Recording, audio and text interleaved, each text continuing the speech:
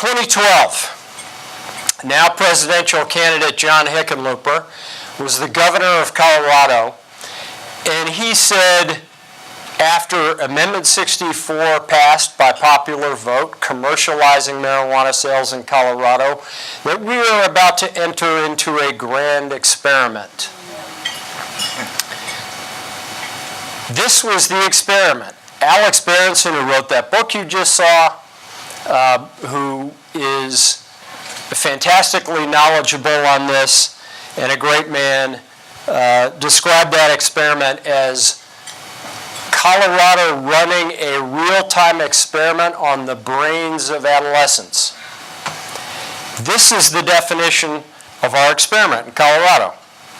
What will happen if we commercialize an addictive substance without federal health and safety regulation?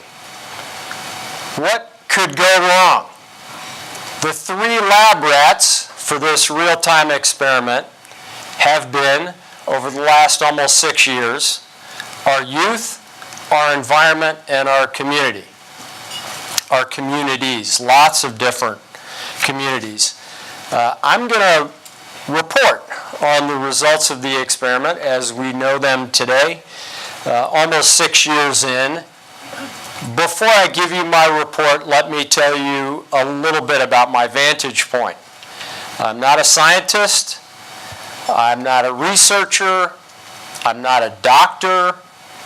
I'm a federal prosecutor, or I was, and I was the United States Attorney for Colorado and the second in command of that office during this entire period. So that you understand what that means about my vantage point, it doesn't mean I'm a Nixonian, fill the prisons with everyone who's got a joint in the ashtray. What it means is I was the person in Colorado whose job it was to talk to people like you every day, every week, every month, mental health professionals, public health professionals, sheriffs, police chiefs, educators, principals, coaches, parents, to find out what our public safety risks are in my district so that I could deploy the limited resources that a U.S. attorney has to enforce federal law in a way that has the greatest impact on positive, healthy life in my district. So that's how I learned about marijuana, not because I worked at the Lancet or some other place. I am much criticized by industry for that.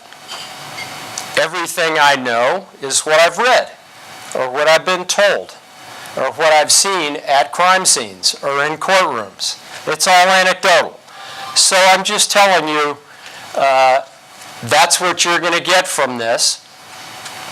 I took that part of my job very seriously. We do have limited resources, as any U.S. Attorney's Office does, and it's essential to deploy them in the most meaningful way, and to do that you have to understand where your threats and impacts are. So that's how I know what I know. Before I tell you about our 3 lab rats, I want to try and give you guys, this is a little bit I've learned trying to do the impossible. Before we talk about the lab rats, I want to try to give you a sense in a few minutes of what it's like to live in Colorado now.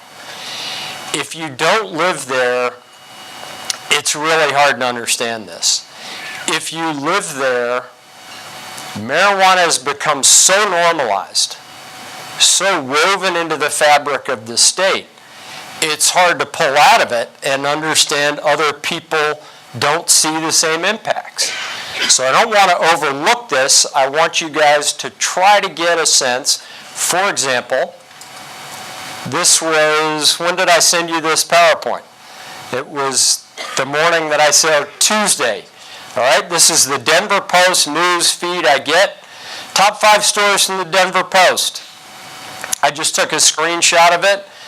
Unlike Luke, that's not normal for me. That took a fair amount of effort. I am my own IT department now, and so I'm very proud of this slide. Represents a growth my children didn't think I was capable of. Top 2 stories. I didn't pick this because it's remarkable. I picked it because this is every day in Colorado. Jared Polis is our governor. Top story.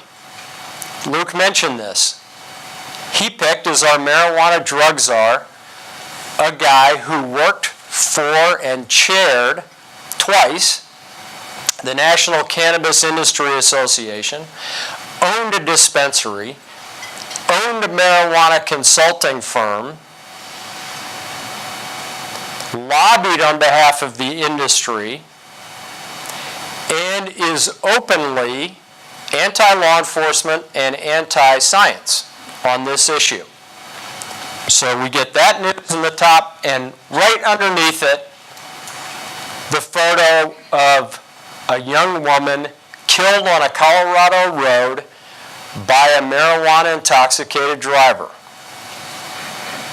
Marijuana fuel crash snuffs out life of young woman.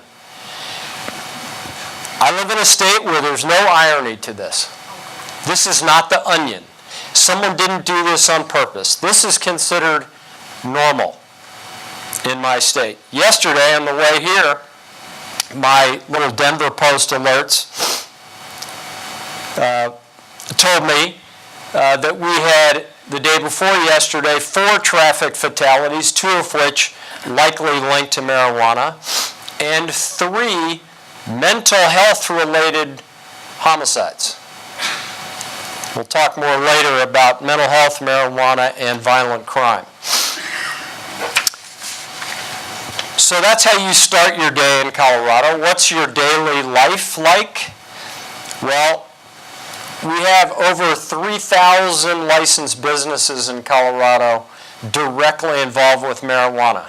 Cultivators, manufacturers of edibles, retail stores, brick and mortar stores selling marijuana like soda, and a lot of soda with marijuana in it. We have more brick and mortar retail dispensaries in Colorado than we have combined McDonald's and Starbucks.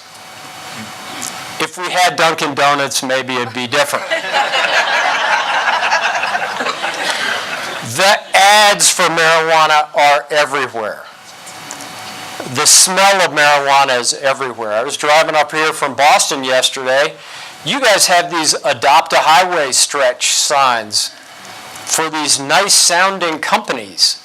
We have Adopt a Highway signs from marijuana companies, the big marijuana companies like LiveWell on I-25 have adopted stretches of the highway where, guess what's going on in Colorado? This. 151% increase in marijuana-related traffic fatalities. This is the sort of mind-blowing irony we live with all the time. It's all over the radio. 5 out of 6 days, I just sort of did a quick survey. 5 out of 6 days, the Denver Post has at least one marijuana story. 9 out of 10 of those stories are favorable to the industry. They're positive stories. It's very rare to see a story about actual health, science, or law enforcement impacts. We have tour buses, marijuana tour buses. We have Airbnb listings for 420-friendly Airbnb rentals. If you're renting an apartment, selling your house, Airbnb, whatever, any real estate transaction like that, marijuana is going to be involved in it, certifying that there's been no marijuana in the house, or advertising that the house is friendly to, or the apartment is friendly to marijuana use. It's everywhere. It's on the roads, not just in traffic accidents. I don't think Vin Diesel's going to make this movie, but he's going to steal this idea from me maybe. Literally what it's like driving around Colorado is the fast and the furious and the slow and the paranoid. Okay? It's not safe, okay, to be driving on an interstate highway behind somebody who's going 40. And you pass them, and you can tell they're gripping the wheel, and you can tell the only thing on their mind is don't get pulled over. Okay? To coin another favorite phrase of mine from a guy I prosecuted years ago for marijuana and cocaine dealing, you can see drivers like this, and you can tell that they are high as a research monkey.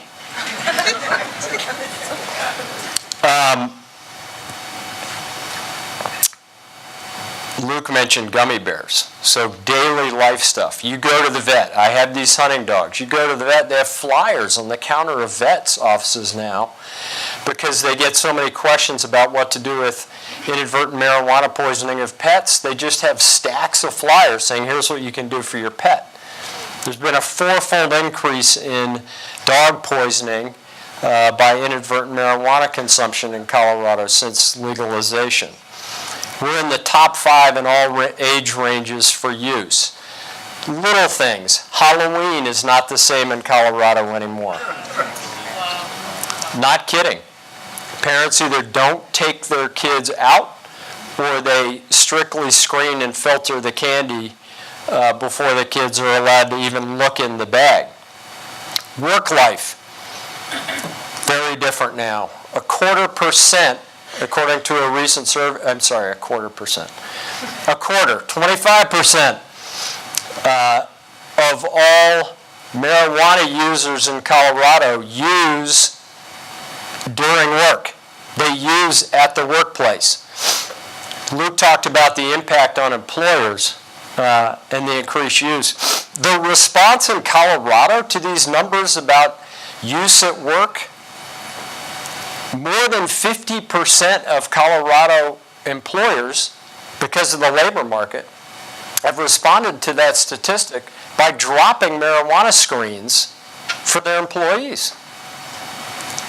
People are failing so rapidly, rather than try to get workers who aren't getting high or otherwise fix the problem, their solution is to tell Quest Diagnostics to drop the screen so they don't have to deal with it. Work life, we have law firms, PR firms, investment advisory firms, media firms, lobbyists just for the marijuana industry have tripled in Colorado in the last 5 years. Recreational life, very important part of life in Colorado. A lot of people are there for their recreation. A lot of industry benefits from our recreation life. All of it touches marijuana. If you're skiing in Colorado now, if you're camping, if you're fishing, if you're rafting, if you're hiking, you're going to smell marijuana. You are going to see it being used near you. And if you're on the western slope of the state, where almost 70% of our land is Forest Service, National Park, or BLM land, you are likely to stumble upon an illegal marijuana grow. When I was U.S. Attorney, our biggest public land illegal grow cases all came from big game hunters who happened to be entering those lands to hunt during marijuana harvest season. So they were stumbling across these cartels operating on federal lands.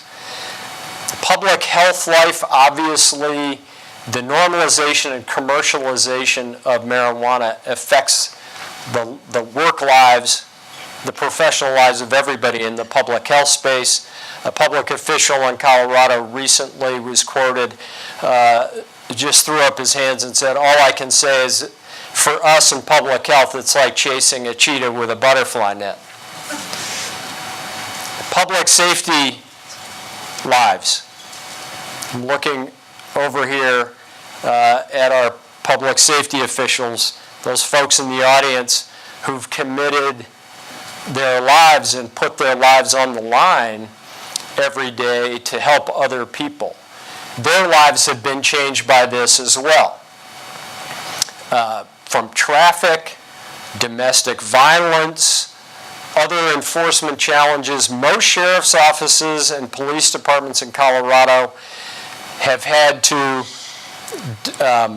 come up with funding, take resources from other enforcement priorities, and create specialized marijuana enforcement units or divisions or detective squads, especially in the larger metro areas. It infuses their life now, especially local police departments and sheriff's offices. I don't have time to describe all the ways it does. I'll just tell you the day before yesterday, a good example of this occurred. The Colorado Supreme Court issued an opinion saying all local law enforcement in Colorado have to retrain their drug dogs, because all of those dogs were trained to alert across the board on controlled substances, including marijuana. This case was a methamphetamine case. It was a highway, it was off the highway, but it was basically a traveler. The dog alerts on the car, finds meth, they prosecute the guy for meth, he appeals. Our Supreme Court in Colorado overturned that conviction and said because that dog could have been smelling marijuana, the bark, the scratch, that alert from the dog is the same. You actually did not have probable cause to search that car because the dog could have been smelling a legal drug in our state. So now, in addition to dealing with methamphetamine and our opioid crisis and all our other criminal enforcement problems, all those sheriffs and PDs have to retrain their dogs. Political life. I mentioned our governor. He is, so we've talked about work life, recreation life, public health, public safety. If you pay any attention to politics, even if it's just watching the news in Colorado, you're hearing about marijuana constantly. Our governor describes himself as an unwavering champion of marijuana. I told you about our new drug czar, our new marijuana czar in Colorado. The legislature had about, in 2018, there were about 30 bills before the legislature that were industry attempts to reverse promises that they had made in order to get Amendment 64 passed in the first place. This year, by great legislative majority and about to be signed by the governor, the 5 or 6 key pieces of legislation most important to the industry in Colorado all passed. Marijuana delivery. You don't have to get in your car and go all the way down to the brick and mortar store. You can call like you would for a pizza. Marijuana will be delivered to your door. Foreign investment.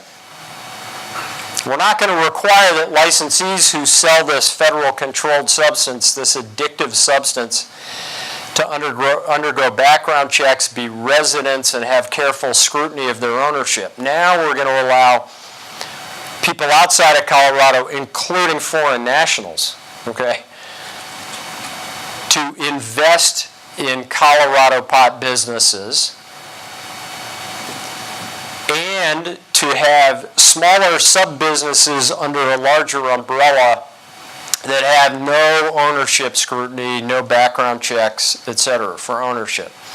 So foreign investment, pot clubs, Luke mentioned this. We're going to have the equivalent of bars for smoking pot. So you can go downtown, instead of going to a bar to get a beer, you can go to a place and smoke there. Exempted from Colorado's Clean Indoor Air Act. Here's a subtle one that frankly reveals a lot about the sophistication of this industry you're up against, folks. It reminds me of some of the tactics, not just of big tobacco, and obviously I'm a hunter and a gun owner, but it also reminds me of the NRA in its sophistication. Opponents like me and Deb and Luke and many of you keep wanting to talk about research and science and data. And proponents keep saying, where's your research, science, and data? So when opponents in Colorado said, let's have a state university institute for researching cannabis and its health impacts, the industry blocked it but got through the legislature this time. A research institute for cannabis, unfunded, and not to be funded until an oversight board is established with a majority of industry representatives, with the stated focus being the study of cultivation and business. Okay? Expansion and cultivation, not health and restriction. So that's the research institute we're going to have. We've also restored gun rights for people convicted of marijuana offenses. I don't know where that came from. I don't know what normal NRA crossover organization pushed that through, but we got that now. An industry spokesman at the end of this legislative session, who was very happy, gave a quote in the Denver Post when the session ended that said, "We're very happy with how things are going now. Our goal is to expand availability, expand where people can use, invite venture capital into the industry, and relax any regulation that blocks our access to customers." That's what political life is like. What's school life like? Well, a third of our adolescents in Colorado use marijuana. 20% of that third use it daily. Educators, school administrators will tell you the problem is so severe, sort of like the employers dropping the drug screens.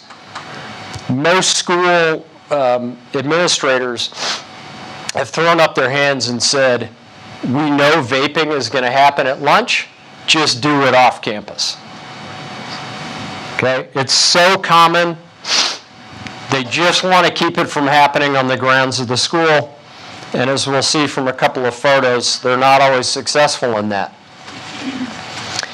We have college degrees now.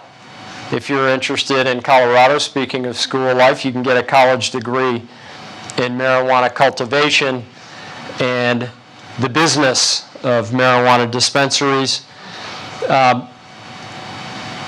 It's everywhere. It's even here. This is it. Although I'll get something tomorrow that will be even more absurd. As of today, this is the pinnacle of absurdity to me. Marijuana dispensaries now partner with senior citizen assisted living facilities in Colorado to offer free shuttles. The marijuana dispensary sends a free shuttle over to the assisted living facility, and they'll transport the senior right to the dispensary, where the senior citizens can buy lotions with THC, eye drops, nasal sprays, inhalers, every kind of food, beverage, or candy you can imagine with high concentration THC. And my favorite, I know there are kids in the room, also available in 90+% THC at these dispensaries, anal and vaginal suppositories. Right on. Luke covered a bunch of this. We are number one in the U.S. for first-time youth use, 400% increase in the exposure of kids under 9 years old. We see decreased IQ and school performance, 600% increase in suicides in this 10 to 24-year-old age range. 21% of our suicides last year involved marijuana. As Luke said, causation, correlation. I'm not telling you that I've done the science to prove the causal connection. I'm telling you, this stuff didn't exist before. This is life now in Colorado. Up to a 6% increase in psychosis. We'll talk about psychosis and violent crime in a minute.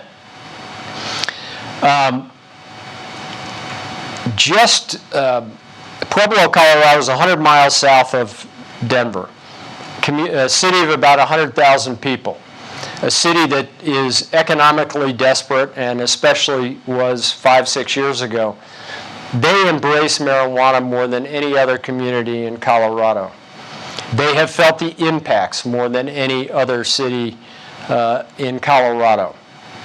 I spent a fair amount of time and spent a lot of time down there when I was U.S. Attorney because of the violent crime and other issues that needed federal law enforcement attention down there. Recently, the main hospital in Pueblo did its own study and tested and found that 50% of the newborn babies born in that hospital, in that community, had THC in their blood. The concentrate, these products that you hear about in gummy bears, etc., concentrate sales is the market in a commercialized state like Colorado. There was a 95% increase in concentrate sales last year. Youth are the highest users of concentrates. The average concentration of an edible product, a concentrate product in Colorado now is over 70%. As Luke said, you can get it up to the high 90s. I think 99 now. It had been 97 before, but the science has gotten really good at making those products even more concentrated. So potency is up, frequency of use is up, increased innovation in THC delivery devices that help you avoid detection is also up, and that's why all of these other things are up.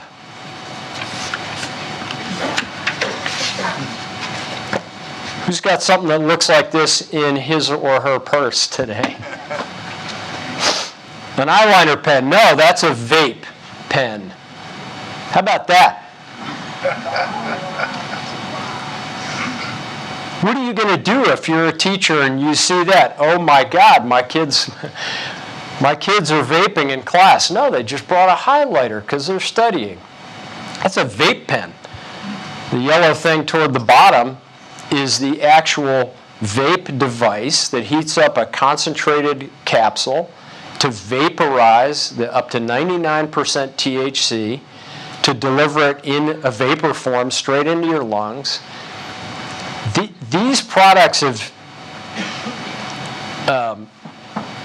become very quickly and very widely available, and there is absolutely no reason on the planet for this unless you make money by addicting young people whose brains are most susceptible to addiction and who will be 80% of your profit, an 80% profit unit, so to speak, for the rest of their life. That's the only reason to have that. Public health in general. Not just our youth. Here's what we've seen. Increase 151% traffic fatalities. Recent statistic, 56% of our drug driving cases in Colorado involve pot. Huge increase in ER pot visits, pot hospitalizations. Recent study done by Luke, I think this was University Hospital who did the Denver Health.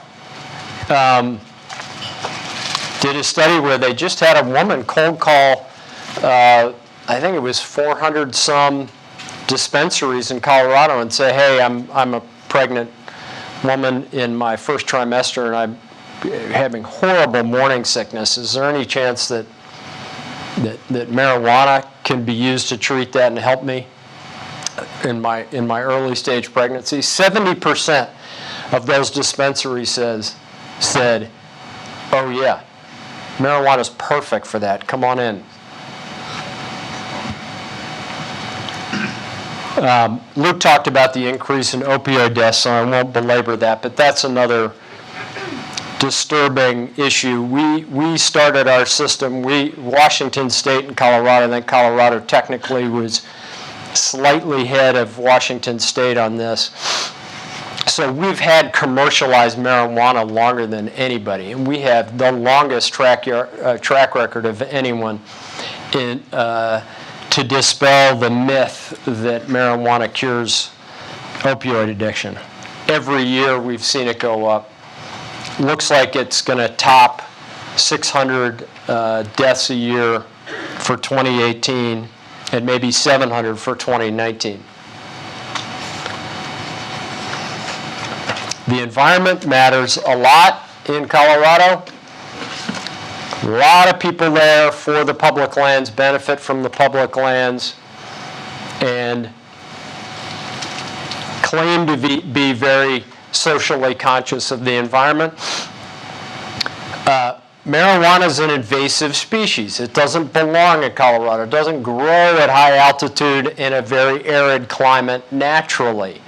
It takes 17 times more electricity per square foot to grow a marijuana plant than it does a normal house, to heat and cool that house and run the appliances in that house.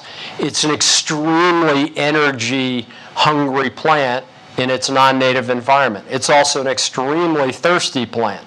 2.7 liters per adult plant per day is how much water marijuana consumes. This has had an enormous impact on our energy use and on our very precious water supply in Colorado. There also is, in the black market, which I'm about to talk about, a lot of water diversion that goes on in smaller streams and creek beds. And the black market public land outdoor grows are extremely dangerous because they're unregulated. They're heavy on pesticide and rodenticide use, especially. Rodenticide is just a chemical you put at the base of the plant that's going to kill the small rodents that might chew through the stalks. Those small rodents get eaten by the mountain lions, the bobcats, the next mammal in the food chain. These pesticides that we found when I was U.S. Attorney, we found on every cartel grow site on public land.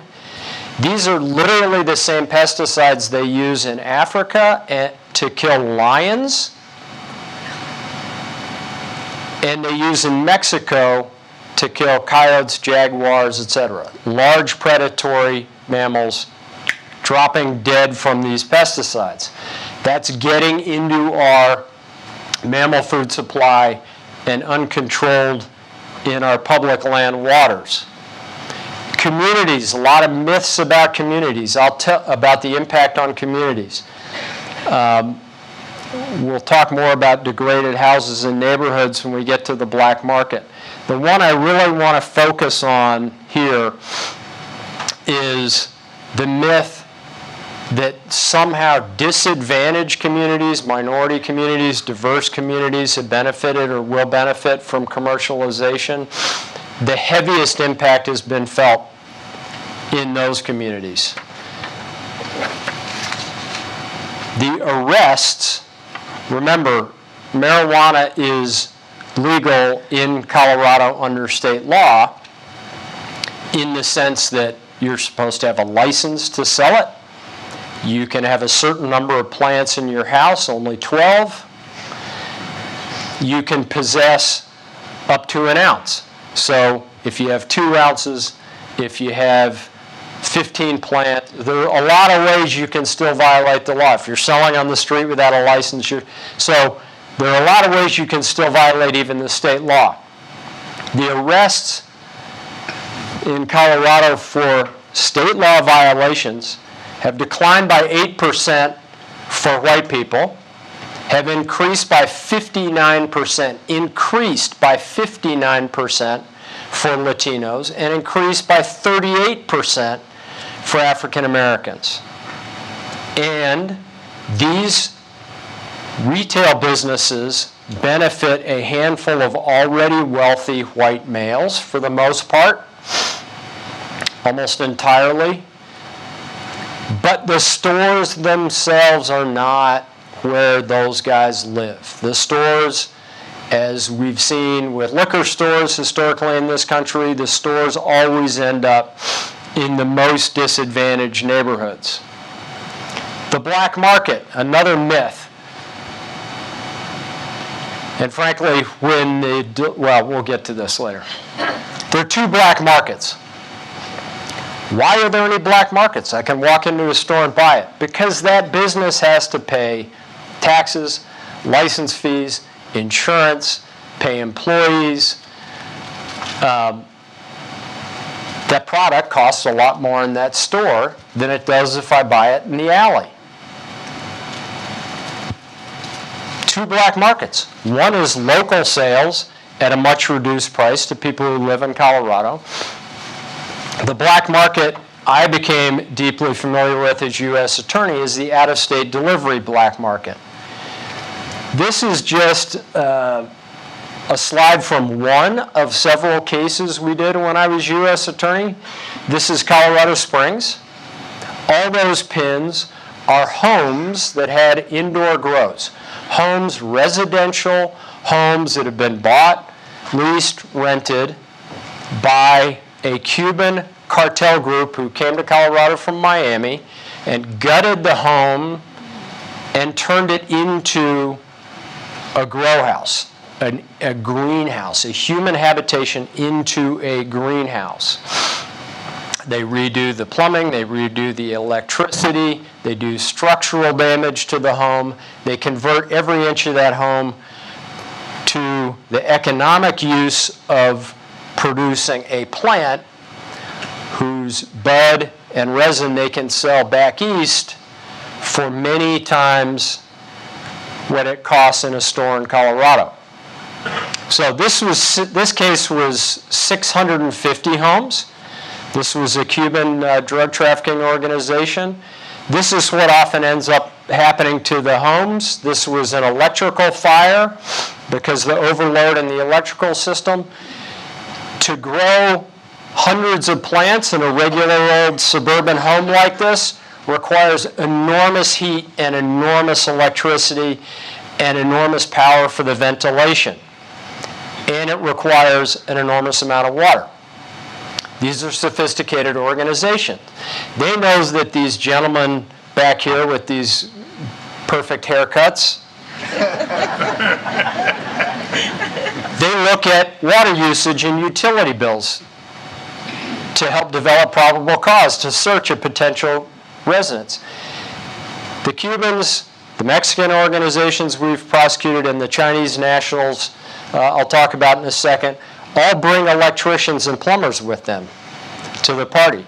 They dig in the backyard, they tap into the water, and they tap into the electrical before the meter.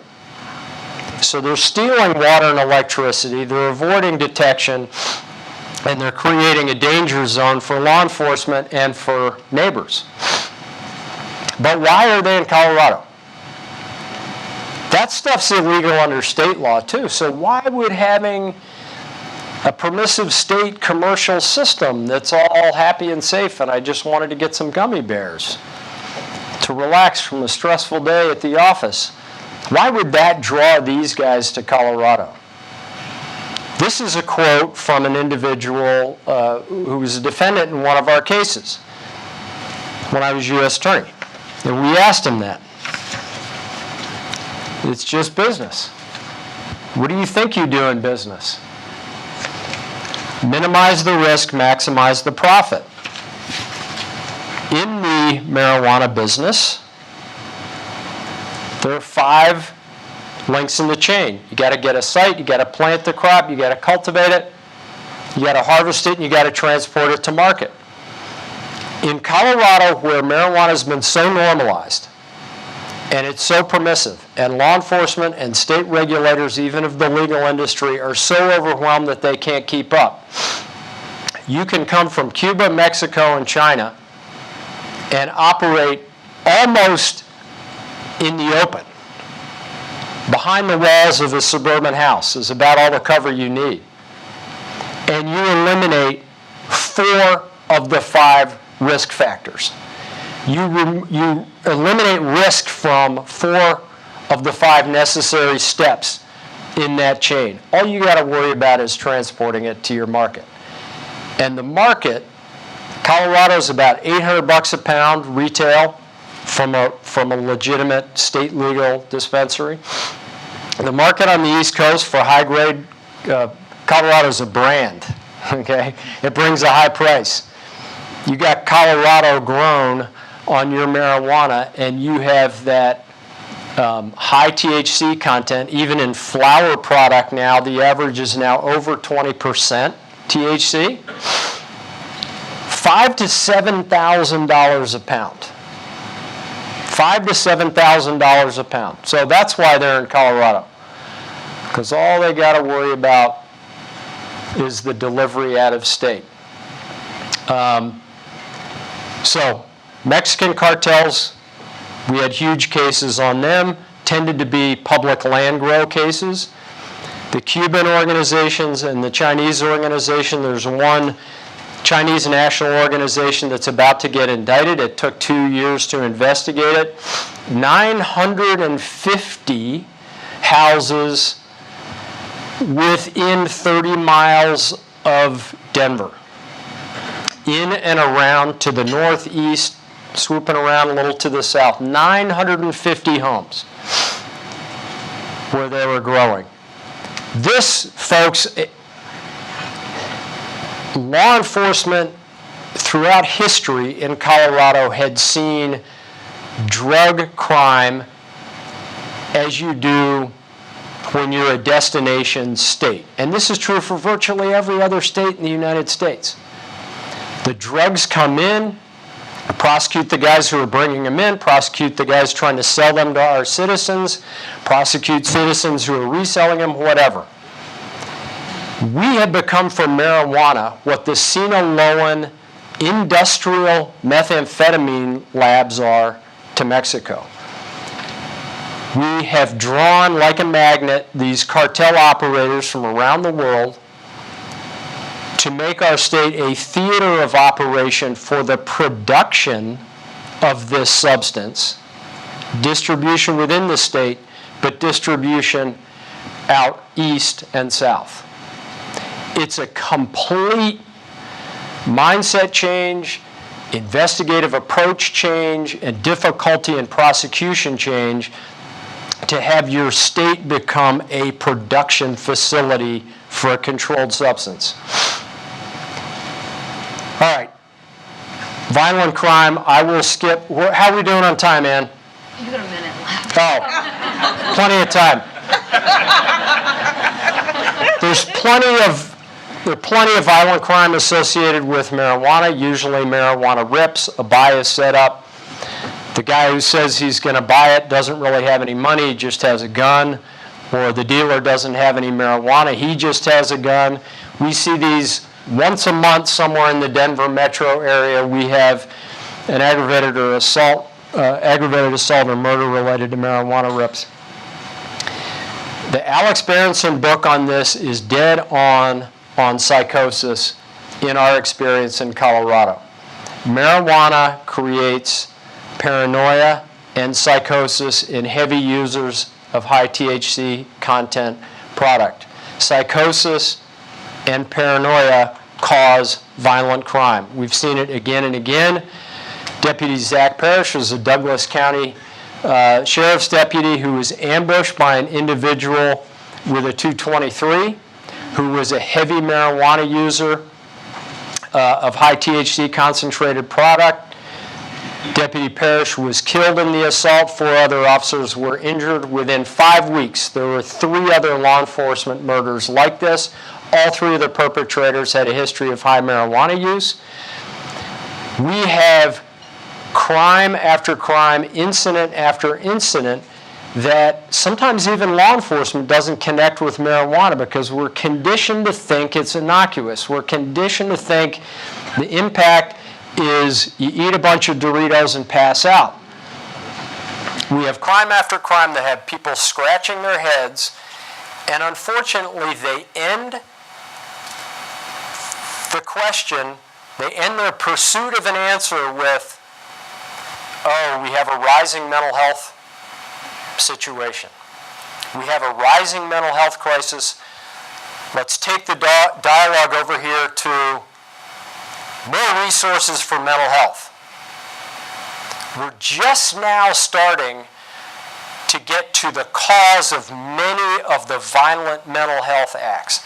The cause of the mental health problem we're seeing increasingly is heavy, high concentration THC use, which causes that psychotic snap. You've all learned by now the promised benefits don't exist. Less than 1% of our state budget is actually marijuana money. The mitigation costs, public health, public safety, are 4 times what the tax dollars are. For every $1 in taxes brought in, at least $4.57 spent to mitigate the impacts. Talked about employers. Has not improved our educational system. We had a huge teacher strike recently that proved the point. Marijuana taxes haven't fixed our education system.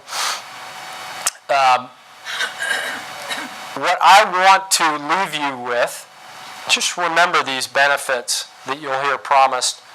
We have not seen any of those. You'll still hear them promised by these folks. And if you take a look at these, especially the third one, you'll understand what you're up against with this industry.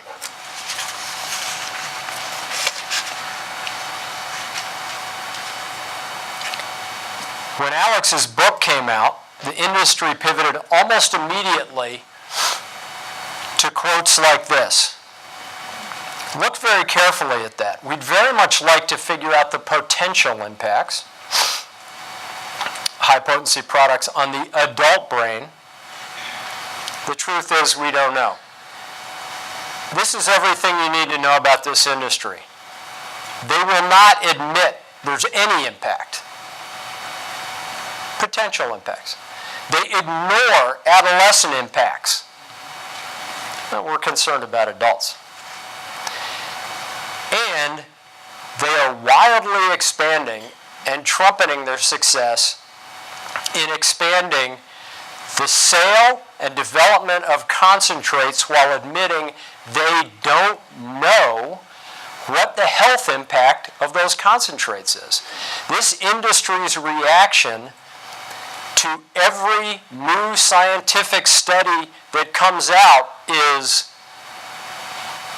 that's interesting. We should keep looking at it. In the meantime, let's expand furiously until you have yet another Lancet study. All right, the great Steven Pinker, who's a great writer, this comes from his book, Enlightenment Now. He has studied violent crime and he has studied progress in human history. He concludes in that book, he takes on this phrase we heard a lot, especially when I was U.S. Attorney under Obama, bending, the arc bends, okay? It's passive voice. The arc bends toward justice. The arc does not bend itself. We cannot sit here and wait for the arc to bend back toward health, safety, and justice. We have to, as Bill and Deb and Luke and many others here I don't know yet have done and started to do, you have to, right now,